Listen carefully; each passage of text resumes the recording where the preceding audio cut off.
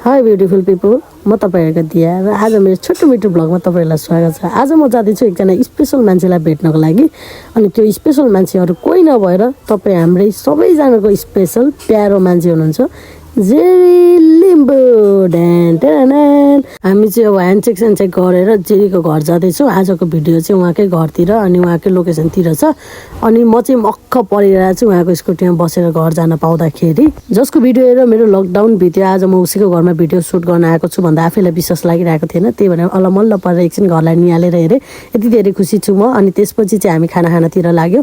10 बजे खाना खाँदाखेरि यति भोक लागेको थियो अनि यति मिठो थियो यो खाना, मैले बयानै गर्न सक्दिनँ।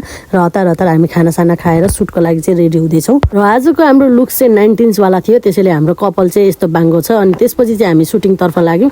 मैले लाइफमा फर्स्ट टाइम क्यामेराबाट भिडियो बनाउँदै थिएँ, त्यसैले अलिकति नर्भस पनि थिएँ अनि यति नै मजा पनि आइरहेको थियो मलाई चाहिँ। अनि हामीले चाहिँ यहाँ भिडियो सुट गरिसकेपछि फेरि लोकेसन चेन्ज गऱ्यौँ। हामीले चाहिँ बार लोकेसनहरू चेन्ज गरिरहेको थियो।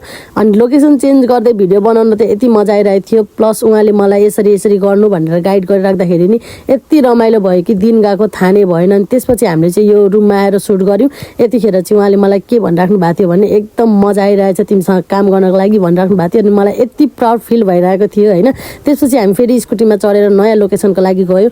नयाँ लोकेसनमा आइसकेर हामी भिडियोको लागि तयारी गर्दै थियौँ। यसपछि हाम्रो भिडियो फेरि सुट हुनतिर लाग्यो अनि चिसो खाएर हामी फेरि अर्को लोकेसनको लागि जाँदै थियौँ। यस्तो गर्मी थियो तरारामा चाहिँ, तर स्कुटीमा बसेर हावा खानु पाउँदा चाहिँ स्वर्गै पुगे जस्तो भइरहेको थियो। अर्को लोकेसनमा पनि आएर 1-2 सर्ट लिइसकेपछि हामी चाहिँ अब स्टुडियो गएर एकछिन आराम गर्ने निर्णय गऱ्यौँ।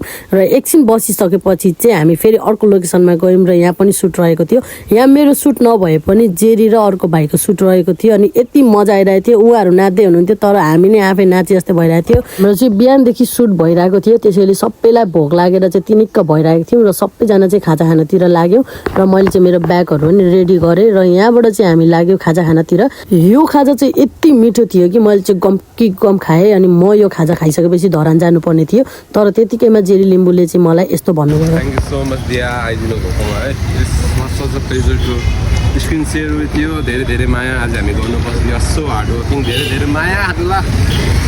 धन्यवाद दियाजीलाई होइन, आउनुभयो। हाम्रो तपाईँको प्रेजेन्सले हाम्रो भिडियोलाई एकदम दामी बनायो है। धन्यवाद, धेरै धन्यवाद। फेरि गर्नुपर्छ।